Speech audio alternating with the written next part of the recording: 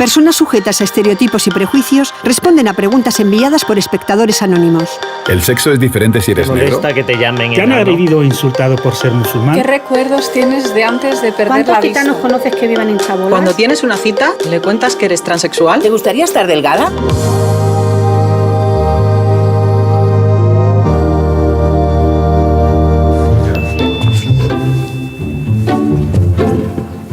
Carmen, ¿puedes pasar?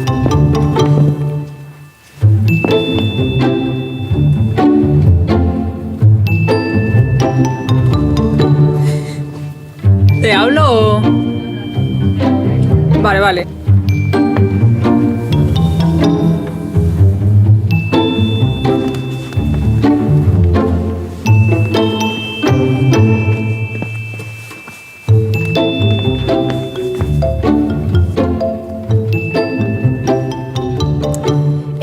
Primera pregunta.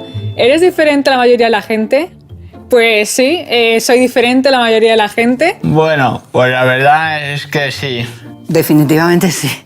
Diferente por suerte. Esta pregunta me encanta porque me inspira en una canción que dice de los 5 latinos, que dice, eres diferente. Sí que me siento diferente, la verdad. Yo, cuando no tenía el diagnóstico de Asperger, siempre he pensado que había algo raro en mí. Desde pequeño siempre he visto la actitud de otra gente y comparado con la mía y me he sentido extraño. Yo tenía una forma de ser que no encajaba en la gente de mi edad. Yo creía que había nacido en una familia de tontos, porque como eran todos distintos a mí, y yo estaba totalmente convencida, claro, cosa de la autoestima, ¿no?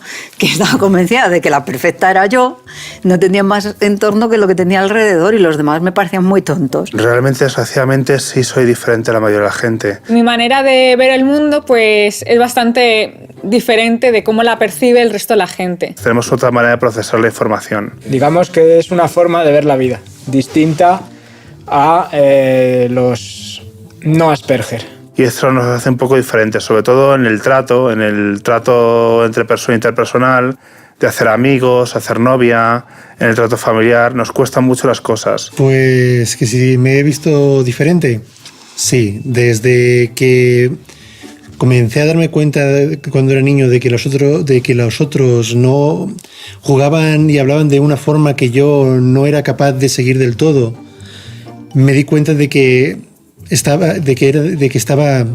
digamos, solo. En el cole, mientras algunos se quedaban por ahí charlando, otros jugaban al fútbol, yo estaba por ahí dando vueltas, simplemente paseando, pensando en mis cosas. No me relacionaba con los niños de una forma normal. Mi madre me dice que me relacione, que no tenga vergüenza, que mire bien a los ojos. Yo me siento diferente pues a la hora de comunicarme, a la hora de interactuar con los demás, a la hora de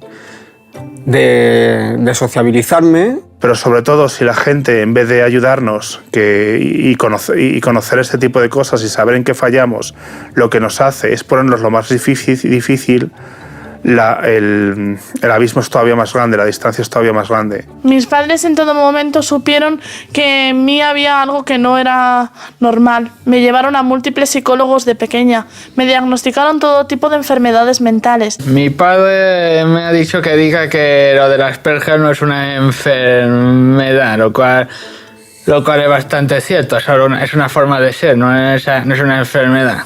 El síndrome de Asperger es un trastorno neurobiológico que está dentro de los trastornos del espectro autista. El Asperger se tiene de nacimiento. Tú naces Asperger, mueres Asperger. Es por genes, por genética. Aunque creo que mi padre una vez comentó que se sentía un poco decepcionado porque no era del todo normal, pero al final ya lo ha aceptado. Las tres áreas que definen el síndrome de Asperger, que son de la mayor dificultad, son 1, socialización, la segunda sería la comunicación y por último la flexibilidad. Digamos que esos 3 puntos son los más importantes a la hora de detectar y diagnosticar a una persona con síndrome de Asperger. A mí me diagnosticaron en 2002, tenía 18 años, ya mayor de edad. Mis padres lo están pasando fatal, están desesperados, no sabían nada de lo que me pasaba. Habían ido a 1000 psicólogos, a 1000 psiquiatras, estaban intentando que les ayudasen de alguna manera, estaban pidiendo auxilio. Me llevaron a todos los médicos que había a su alcance, estamos hablando de finales de los años 60, y acabé en el Hospital de La Paz y allí me diagnosticaron de autismo. Con la tranquilidad que le dieron a mis padres que era autista pero lista y que eso se me iba a quitar cuando cumpliera 14 años. En mi caso, pues, por ejemplo, fue, digamos, un alivio. Fue como, vale, ya sé exactamente cómo se llama, cuáles son los síntomas, yo tengo esto, o si no todos, la gran mayoría, los he vivido y entonces sé qué es lo que me pasa. O sea, no estoy loco y sé, y me están diciendo que hay gente que también tiene el mismo síndrome, con lo cual no estoy solo. No estoy solo en el mundo y sé que puedo relacionarme con esa gente. Me diagnosticaron a los 12 años porque la orientadora veía cosas que no le parecían normales. A mí me diagnosticaron bastante tarde, a los 18 años. Mucha gente se reía de mí porque era rara.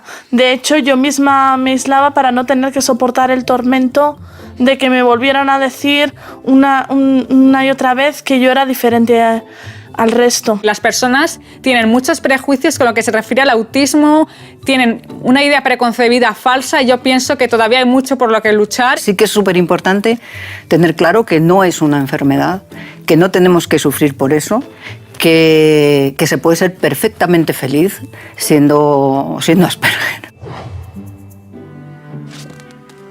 ¿Te gusta estar solo? Bueno, esta pregunta tiene su miga. Desde pequeñito sí, siempre me ha gustado estar solo.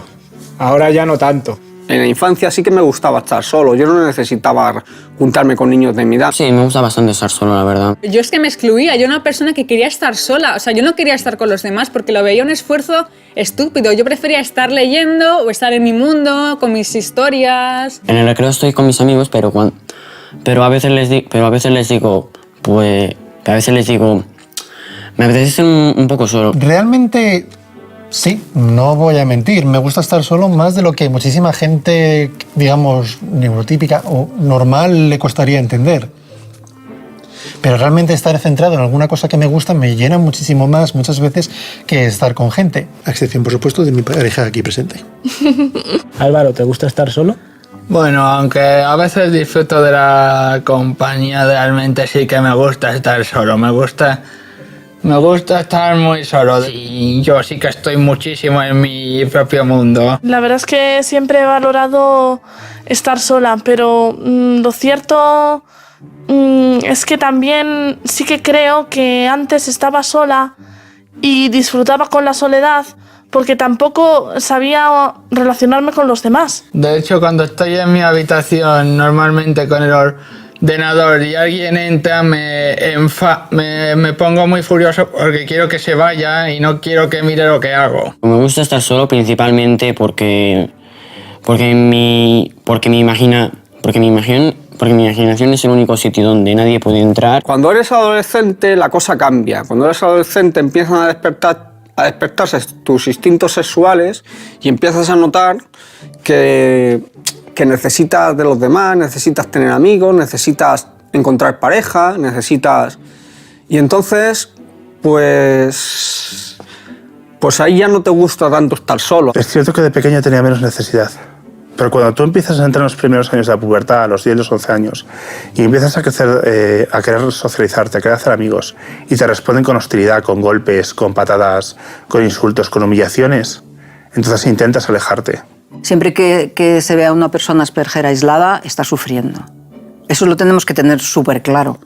Nosotros no queremos estar fuera de la sociedad, no queremos estar solos y no queremos no tener ninguna relación. Tenemos que recurrir a guetos, a juntarnos entre nosotros porque la gente neurotípica no nos acepta como somos. Y somos como cualquier persona. Tú si me tratas, podemos ser amigos. Y además yo soy un amigo muy fiel. El verte aislado es una fuente de muchísima angustia. Se sufre muchísimo y se pasa muy mal. Y ahora realmente es cuando más vida social tengo y es cuando estoy realmente fascinada porque digo, es algo que ha cambiado mi vida, es algo que jamás me había pasado y de lo cual me siento muy orgullosa. Pero ahora mismo que realmente me he descubierto a mí misma y he descubierto que puedo y me gusta socializar, estoy valorando más el hecho de estar con mi pareja o con mis amigos.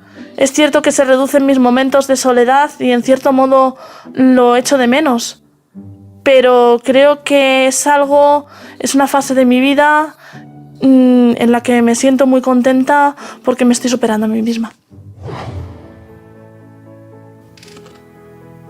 ¿Te cuesta mirar a los ojos?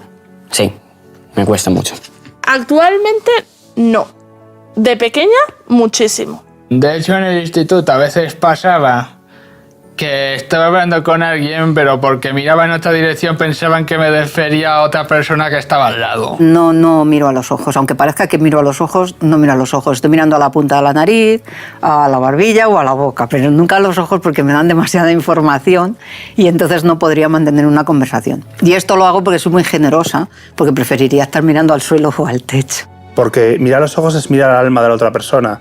Y a veces siento que me mire y que me somete, que ve a través de mí. Entonces retiro la mirada. Yo siempre he sido de mirar de reojo a todo el mundo.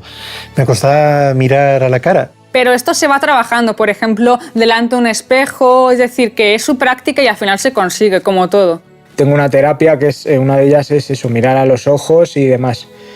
Pero aún así todavía me sigue costando bastante. La mayoría de nosotros no comprendemos la comunicación no verbal de forma instintiva, sino que nos empezamos a fijar en los gestos para luego intentar entender qué nos están diciendo. Hacer ese proceso consciente y además hablar es que es materialmente imposible. Y una de las cosas que mi padre más aborrecía era que él, cuando me estaba regañando, yo no le mirara a los ojos. Entonces él me decía, mírame, Cristina, y yo, no puedo. Entonces ese gesto, él lo interpretaba como que lo estaba desafiando. Entonces las discusiones siempre duraban más por esa misma razón. Él no acababa de entender del todo que yo realmente no podía mirar a los ojos. El cerebro Asperger lo que hace es que capta multitud de detalles y no los discrimina.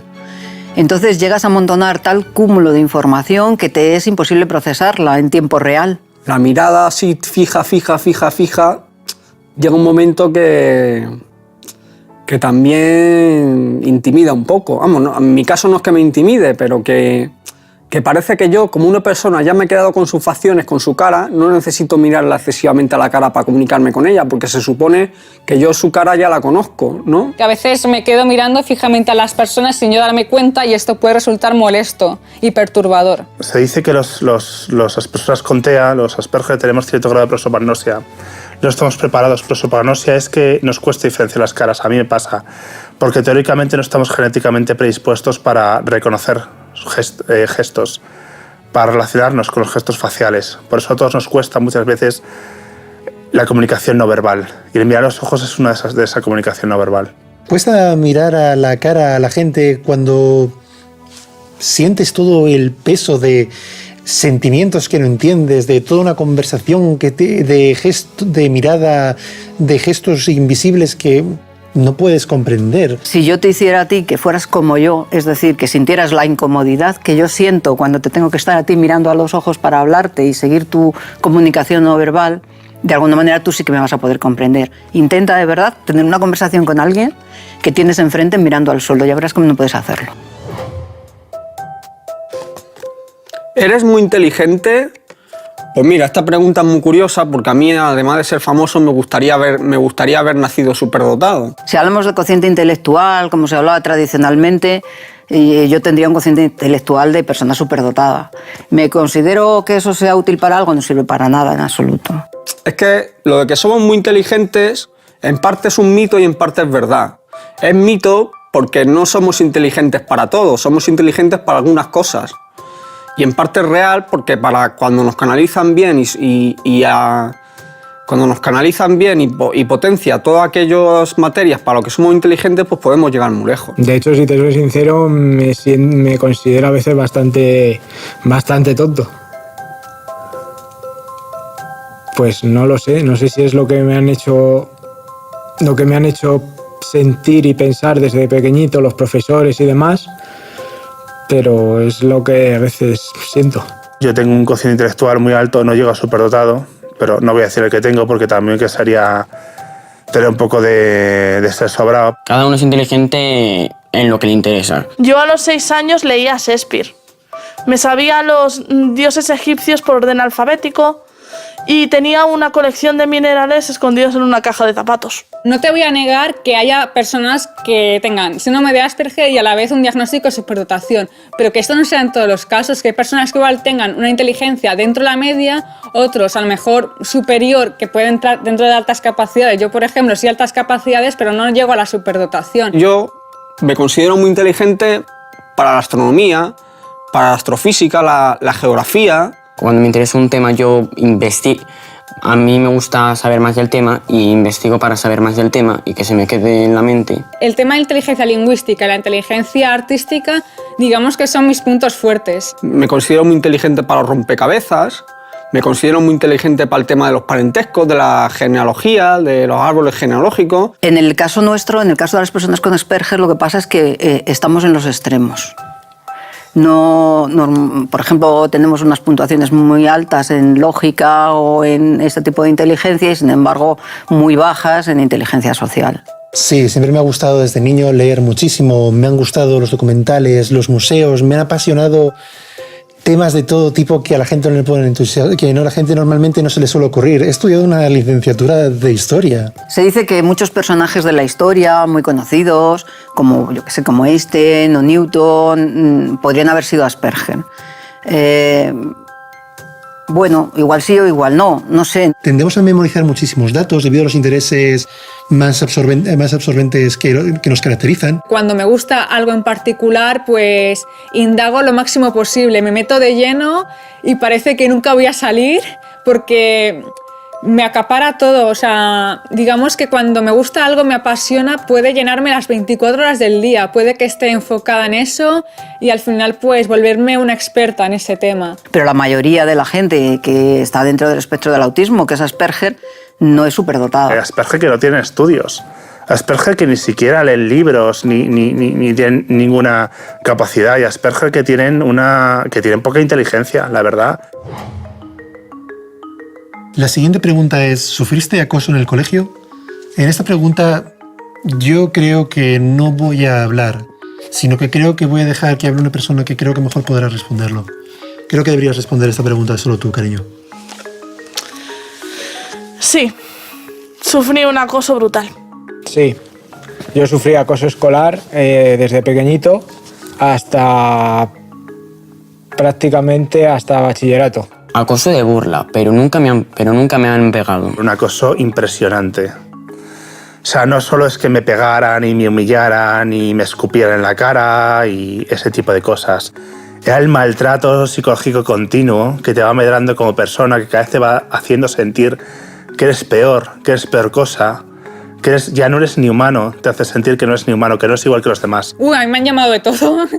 Me han llamado de todo, o sea, pero en los recreos no sé, o sea, también a veces me han llegado a acorralar y me han llegado a pegar cuando era más pequeña. En cualquier sitio sufrí acoso y mis padres muchas veces decían, pero bueno, ¿qué le pasa? ¿Cómo le podemos ayudar?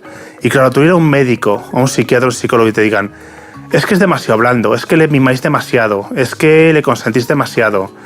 Es que y me decían, claro, no te defiendes, pues por eso te pegan, porque no te defiendes. Sabía que todo el mundo me estaba observando, estaban esperando que cometiera alguna estupidez para reírse de mí. Yo me defendía, pues digamos que metiéndome en mi burbuja e intentando hacer caso omiso a lo que me decían, aunque realmente era muy difícil. Bueno, en mi caso no, yo no sufrí acoso en el colegio porque soy muy mayor. Y entonces, en la época en que a mí me tocó ser niña, pues precisamente eso, ser niña, ser calladita, dedicarte a leer cuentos o a bordar, pues estaba muy bien visto, con lo cual el que una niña no corriera por el patio del colegio o no gritara, tal, estaba bien visto. Yo me aislaba y bueno, pues tampoco pasaba gran cosa. Una vez entre todos, a pesar de que yo era bastante gordita, consiguieron meterme en el cubo de la basura. Yo todo esto se lo decía a los profesores, pero los profesores realmente no hacían nada. Me empezaron a llamar retrasada, de hecho también yo hacía actividades extraescolares y también me llamaba que decían que parecía retrasada. Lo cual no es cierto, de hecho tengo una inteligencia por encima de ellos. Había profesores que incluso se reían de mí, me llamaban el puerro en clase y eso es un cachondeo total, porque veían que conmigo yo era una persona diferente y abusaban también los mismos profesores para meterse conmigo y provocar más bullying en el propio colegio. Una persona con discapacidad intelectual puede tener muchos talentos y llamar retrasado a alguien me parece muy ofensivo. Sí que es cierto que cuando se enteraron de ciertas fobias que yo tenía, como las canicas de cristal, o cuando había tormenta, las tormentas cuando da el destello luminoso, el relámpago, pues basta ser que se enteraran de mi fobia para que se metieran conmigo para asustarme, ¿no? Creo que lo mío era un problema de actitud, o de ser mala persona, o de no querer integrarme, o de ser un mal educado. Por ejemplo, no entendía las ironías, no entendía lo que me estaban diciendo cuando me hacían doble sentido y se creían, no, es que es tonto, es que no se entera. A veces los profesores se creían que era una provocación, no entender las dobles ironías. Lo cogemos todo de forma muy literal. Entonces muchas veces no sabemos si nos están tomando el pelo o no. Recuerdo ir a una de las profesoras y preguntarle, me han llamado autista, ¿qué es ser autista? Y me decían, pues es la típica persona que solo se relaciona con adultos, que solo se relaciona con adultos y que no sabe hablar y que se encierra en su casa. Porque el bullying se da en un momento concreto, pero te marca para toda la vida. Yo tengo pesadillas todavía por el bullying que he sufrido. Porque he sufrido bullying hasta en la universidad. Me cuesta mucho ir a clase. Las clases en las que estoy rodeada de personas de mi misma edad me recuerda a esos viejos tiempos. Esos viejos tiempos en los que tenía que esconderme al final de la clase, ponerme en el último pupitre y rezar para que el profesor no me sacara la pizarra. Estudio comunicación audiovisual. Pues la verdad está un poco integrado, solo veo un poco a veces y nada más. Luego cuando tengo que buscar un grupo de trabajo normalmente no lo consigo y me tienen que buscarlo por mí los profes. Cuando yo estaba en la primera universidad en biología, a mí la gente no quería estar conmigo, mucha gente no quería estar conmigo. A mí me llegaron a decir que para que no les molestara me fuese a una universidad de gente como yo y que no volviese a ir a esa clase y que les dejase molestar. Si no hubiera sufrido un bullying tan brutal, a pesar de que me cambiaba de colegio y de que lo estuve sufriendo durante casi 17 años, creo que actualmente no sería activista y no lucharía por todas las cosas por las que lucho. Aquí lo que sirve es educar a los niños desde que son pequeños en que hay gente diferente, en que hay gente con trastornos del espectro autista y en que hay que respetarles también. ¿Es complicado tener una pareja? Es muy complicado. Sí, a ver, yo diría que es difícil. Realmente estar con una pareja requiere comprenderla, esforzarte por ella y esforzarte por ser una mejor persona. Me preguntéis si es complicado tener una pareja. Para mí como Asperger, no complicado, imposible. Para mí imposible. Tengo una asignatura pendiente que es aprender a ligar. ¿Es complicado? Pues depende. Si es con una pareja neurotípica, es decir, si es un Asperger con una chica que sea normal, entre comillas, neurotípica, puede ser muy complicado, porque a no ser que la chica neurotípica haya estudiado psicología o psiquiatría y conozca bien lo que sea el Asperger, puede ser complicado. Yo, por ejemplo, había una chica que me gustaba y era su cumpleaños, nadie le había regalado un regalo, yo le regalé uno, pero ella simplemente me dijo las gracias y ya está, y yo pues me desanimé un poco. Ya sé que con los regalos no se conquista la amistad y eso lo aprendí con eso. A dar el paso de decirle a una chica, oye, me gustas, quiero pasar un día contigo o tomarme algo contigo, nunca me he atrevido a dar ese paso.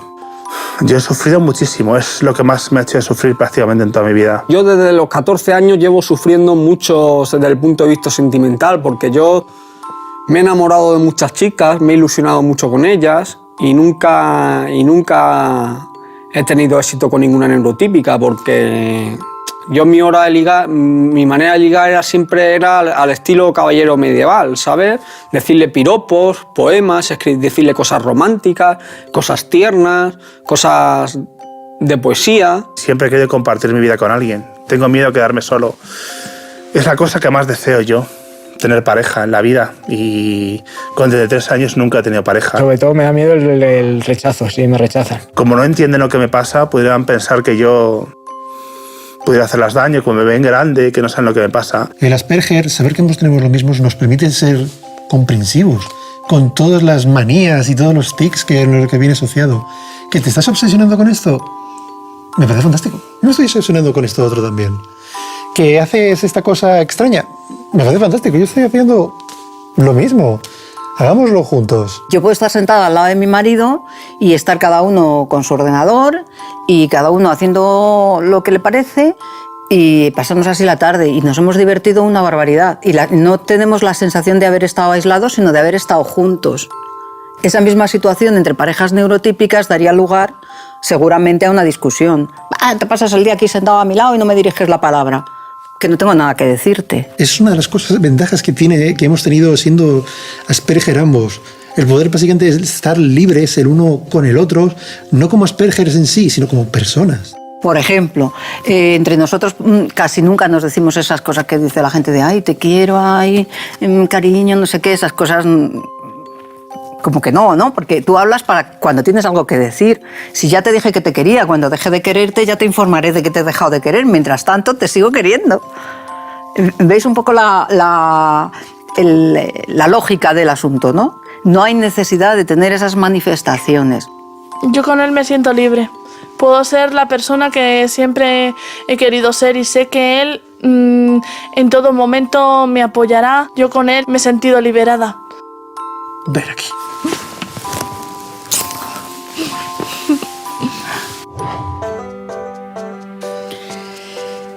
¿Cuántos amigos tienes? ¿Uno o ninguno? Una persona con Asperger le es muy difícil hacer amigos. Sobre cuántos amigos tengo, la verdad no lo sé. Incluso ahora, en este momento, me cuesta comprender cuándo una persona realmente es mi amigo. No sé dónde está el límite entre un conocido, un amigo. El concepto de amigos que nosotros manejamos es distinto al concepto de amigo social, que es multitudinario, ¿no? De personas que entran y salen de tu vida. Nosotros, por lo general, tenemos uno o dos amigos que te acompañan durante toda la vida, con los que tienes unos niveles de interactuación social muy bajos, a temporadas. Puedes pasar años sin verlos, puedes pasar meses sin hablar y siguen siendo tus amigos. La dificultad es porque tenemos una manera diferente de interactuar, una manera chocante de relacionarnos, una manera que a la gente normal, entre comillas, no le cuadra. La mayoría se relacionan entre ellos, o sea, con personas autistas. Y entonces, pues es algo que veo normal, ya que si las personas neurotípicas, la mayoría de ellas te rechazan, pues qué menos que encontrar personas con tu misma condición neurológica que te puedan entender. Yo cuando he intentado hacer a otros amigos que no tenían Asperger, sí me he sentido desplazado y me he sentido no humillado, pero sí bastante desplazado y era como el rarito. Con el rarito no vamos, porque mira, ese rarito no es guay, no habla, no tal. Yo iba de pandilla en pandilla. La gente se relacionaba por grupitos en el instituto, por grupitos de 3, 4, 5, 6, 7, los que fueran. Y yo, como no encajaba en ninguno en concreto, estaba en todos y a la vez en ninguno. Es decir, yo iba de grupo en grupo a ver quién me daba más conversación, ¿sabes? Y la única persona de la que he estado seguro de que era mi amiga está aquí a mi lado. Me enamoré de ella y sigue siendo mi mejor amiga. Y la única persona de la que sigo sabiendo que la voy a tener ahí para siempre, a pesar de que me conozca. Yo cuando estaba en la autónoma y tenía muchos compañeros que me trataban bien, decía, ala, pues yo tengo 100 amigos. No, no es verdad. A lo mejor de esos 100 amigos tenía 1 o 2. Me ha sido más fácil empatizar con las chicas, por lo menos cuando estuve en la autónoma. Parece que tenían más empatía conmigo o una capacidad más maternal. Siempre que intento tener amigos, incluso hoy en la actualidad, por más empeño que pongo, no siempre resulta. Sí me da un poco de miedo el rechazo. Sí que tengo preocupación con que menos, pues si no me traten mal o se doyan de mí. Lo que me han hecho ser así y expresarme también y esta necesidad de hablar en público es un poco por la frustración tan grande que yo tengo en mi vida interior del hecho de no ser aceptado en esta sociedad. Es lo que me han hecho ser así de echado para adelante. ¿Puedes fingir ser normal? Sí, además se me da fenomenal. En mi caso, yo sí debo decir que muchas veces he aparentado ser normal. Pues hombre, con mi familia yo soy como soy. No entiendo lo que es ser normal para el resto de la gente. Nosotros vivimos en un mundo que no nos entiende y nosotros tampoco no entendemos el mundo. O no lo entendemos o bien no le compartimos. Con mis amigos, pero con mis amigos que tengo amistad en el instituto al que voy, pues oye, yo no os he dicho que soy Asperger, pero actúo más de mi forma de ser. Para que los llamados normales nos entiendan o me entiendan, pues yo necesito fingir ser como ellos, hablarles en su mismo lenguaje. Cuando me relaciono con neurotípicos, o sea, personas normales, entre comillas, pues sí que es cierto que muchas veces me pongo la máscara. Y es como si no fuera otra persona, como si tuviera otra personalidad y la Ana de siempre desapareciera y se convirtiera en una nueva persona. Tenemos que tratar pasar por normales, para que nos acepten, para que nos den un trabajo, para poder comer, para poder vivir. Que sea durante un tiempo limitado, porque si no, pues acabas enfermando, te agota, te estresa y necesitas tus tiempos de desconexión de este mundo social en el que se vive habitualmente. Ahora puedo actuar de una forma que si a primera vista hablas conmigo, puedes no darte cuenta. Pero si estás suficientemente tiempo conmigo, como con cualquier Asperger, por muy bien adaptado que se encuentre al medio, digamos, normal, vas a acabar por ver que tenemos diferencias. A mí me ha pasado de escaparme por una ventana porque venía una visita que no estaba prevista. Entonces yo me angustié de tal manera que, aun siendo pues la jefa, que podía haber dicho recibo o no recibo, y a través de mi secretaria no hubiera tenido ningún problema, pues entré en un bucle de ansiedad y me salí por la ventana del despacho. Cuando tú observas el comportamiento de los demás, tú intentas comportarte igual que ellos, meterte en su papel. Y eso pues muchas veces funciona, pero al cabo de un tiempo, digamos que los neurotípicos poseen como una especie de radar. Entonces, en el momento que notan algo extraño, ya empiezan a decir, esto no me acaba de cuadrar, este comportamiento no me parece muy adecuado. Una falacia que se dice de nosotros es que realmente no somos empáticos, que realmente no tenemos sentimientos. Eso no es cierto. La diferencia es que los neurotípicos generalmente esperan que nosotros empaticemos con ellos de una manera codificada que ellos entienden por válida. Que si ves que tengo un comportamiento peculiar o ando de manera rara o a veces estoy centrado, absorto en mis pensamientos, lo estoy haciendo porque sea antipático, porque quiera dejarte mal o porque no te esté haciendo caso, sino porque a lo mejor en ese momento necesito estar así. El resumen básicamente es, sí, sentimos, somos empáticos, podemos ponernos en el lugar de otra persona. Lo que pasa que muchas veces es posible que tú no lo interpretes como tal. A mí me cuesta abrazar o besar a la gente que casi no conozco o casi no me acuerdo. ¿Y tú, Antonio? ¿Tú puedes fingir ser normal? No puedo fingir ser normal. ¿Pero lo intentas o no? No lo intento. Alguna vez lo he intentado, pero como me he llevado muchas decepciones, ya intento ser como soy y que si la gente me acepta, bien. Ya es mejor, si ya lo oí en una canción o algo así, que es mejor aceptarse, que no todas las orugas se hacen mariposas. El mundo debería ser un poquito más flexible a la hora de comprender a las personas que somos diferentes. Porque el gran problema es que nuestro colectivo no está visibilizado. Una cosa muy importante, la gente joven lo que tiene que dejar de tener es miedo. Y las familias de la gente joven tienen que dejar de tener miedo. Y no esforzarse en que sus hijos sean como los demás, porque sus hijos son perfectos. ¿A todos os gustan las mismas cosas frikis? No. Ni nos gustan los ordenadores, ni los Pokémon, ni todo ese tipo de cosas. Algunos sí, a otros no.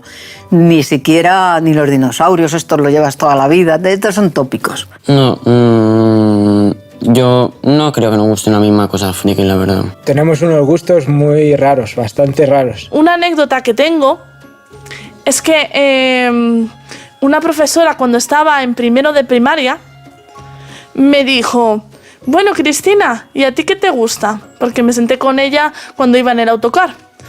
Me dijo: ¿te gustan las muñecas? ¿Te gustan los juegos? ¿Qué es lo que más te gusta? Y entonces yo cogí y le solté y le dije: me gusta la pareja que hacen Isis y Osiris. Me pasan solo los videojuegos y los cómics. Normalmente pues sí que solemos tener gustos así, intereses restringidos, estereotipados, preocupación absorbente por ciertos temas. Sin duda el creador más conocido y más importante es Stan Lee, que nació en 1937. Él empezó creando los Cuatro Fantásticos en 1976 y luego creando otros personajes como Iron Man, Capitán América, Thor, Hulk, que que luego se convirtieron en los Vengadores, los X-Men, su obra maestra es Spider-Man, que nació en 1966, si me acuerdo. Yo, por ejemplo, ahora estoy muy interesada en estudiar desde el punto de vista sociológico y antropológico a las personas. Esa es ahora en lo que estoy. Pero anteriormente he estado en estudiar el patrimonio industrial. Nada que ver. Me apasiona la historia. Me encanta la historia, ya sea de cualquier época, de la Guerra Civil Española, la Segunda Guerra Mundial, la Primera Guerra Mundial, las guerras carlistas, todo tipo de la Revolución Francesa, me encanta. La vida real es que cada Asperger tiene unos gustos totalmente distintos, que pueden variar desde la música, al arte, así, las ciencias, hasta las cosas más raras que se les pueden ocurrir. Una cosa que se me da muy bien a mí, aprenderme los mapas y los planos de los callejeros. Me gusta mucho andar con el Google Earth y ver vistas. Me gusta, por ejemplo, saber cuál es la zona así más rica y más pobre de una ciudad, cuáles son las zonas así más bonitas y más feas de una ciudad, con el Google Street Maps y todas esas cosas. El caso más exagerado, que es el Don Cooper, como bien conocéis, que siempre se le relaciona con el síndrome de Asperger. Sheldon Cooper es el protagonista de una serie llamada Big Bang Theory, que se ha hecho muy famosa en los últimos años. Es un personaje estereotipado y exagerado, tanto del síndrome de Asperger como del trastorno obsesivo-compulsivo. Pero los Asperger no somos así, somos de diferentes formas. No todos somos astrofísicos, ni muchos tenemos un tema obsesivo. Yo no sé si eso se considera una fricada o no, pero a mí es algo que me gusta. Saber, por ejemplo, dónde empieza y dónde acaba una carretera. Porque Freak sabes de dónde viene, ¿no? De una película de los años 30 que es un circo de personas deformes. No me gusta esa apreciación que se hace. El término friki viene un poco por la capacidad que nosotros tenemos de profundizar en el conocimiento de algo. Muchas veces me han llamado friki. Muchas veces nos hemos llamado entre nosotros frikis. Es que nos gusta el término friki. Lo abrazamos.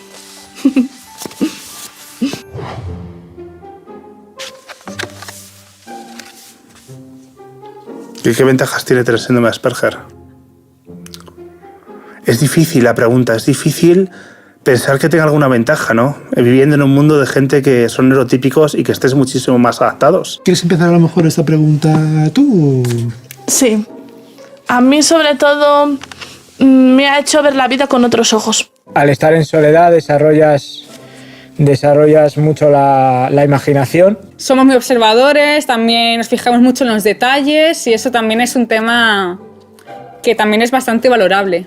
Para mí es claro como el agua ver, oír a las cotorras.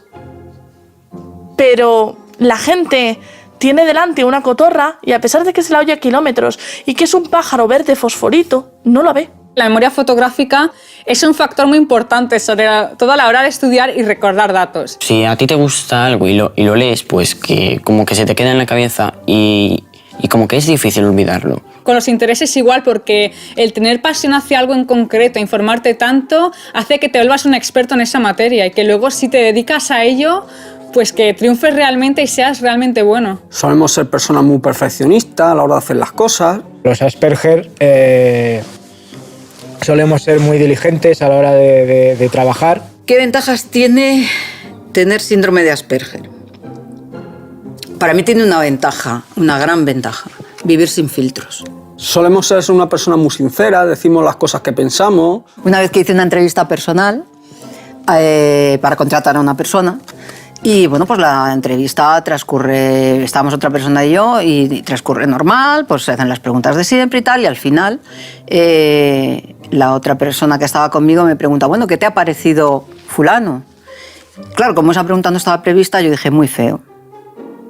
Y el señor fulano estaba delante, claro. Tú vas y lo sueltas tal cual, sin pararte a pensar que a esa persona le hemos podido hacer daño, ¿sabes? Le hemos podido herir. Entra un componente emocional de me ofende, es demasiado directo. Nosotros nunca manejamos componentes emocionales en ese sentido, sino simplemente constatamos. Si tú constatas una cosa, la dices. Ya está. Pero eso no quiere decir que quieras ofender ni nada por el estilo, porque no hay matiz. Cuando tenemos grupos de WhatsApp o relaciones entre nosotros, Se producen muchas discusiones porque decimos las cosas de manera muy a la cara. No es porque no tener filtros sea un problema, sino porque estás en un sitio donde hay 20.000 filtros y tú no los controlas.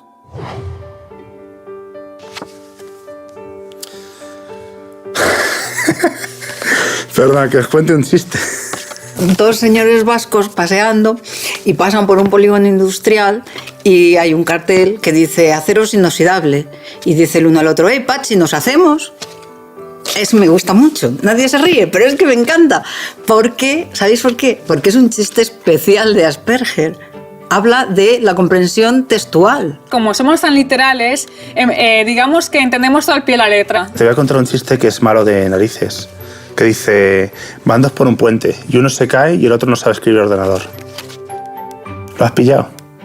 Lo que sí que es cierto es que nos cuesta bastante trabajo entender los dobles sentidos, las ironías, los chistes, todo este tipo de cosas. En un basurero de Hollywood, dos cabras están buscando entre la basura y encuentran un celuloide y se lo comen. Una comenta, no está mal, ¿eh? Sí. Y la otra dice, sí, pero me gustó mucho más el libro. Un chico le pregunta a otro, ¿por qué estás tan gordo? Y le dice, no estoy gordo, solamente estoy en 3D. Un chiste que todavía no logro entender. Van dos y se cae el del medio. Yo lo pillo, es una especie de chiste sin gracia. Que van dos y se cae del medio quiere decir que no, que cómo puede haber uno en el medio y solo hay dos. Realmente los chistes podemos aprendernos de memoria y sobre todo en mi caso me los pueden explicar 300 veces y muy posiblemente jamás lo entenderé. Chistes así un poco verdes, pues me cuesta más cogerlos, ¿sabes? No entiendo realmente el contexto, ¿sabes? Lo que nos cuesta es tiempo. Porque a lo mejor te lo cuentan un lunes y tú resulta que el martes por la tarde estás sentado en tu casa y dices, ahí va lo que me dijo, y entonces te hace mucha gracia. Pero claro, te hace mucha gracia cuando ya ha pasado mucho tiempo, porque tienes que, digamos, analizar casi gramaticalmente todo lo que te han dicho. Entonces, no somos muy rápidos en eso.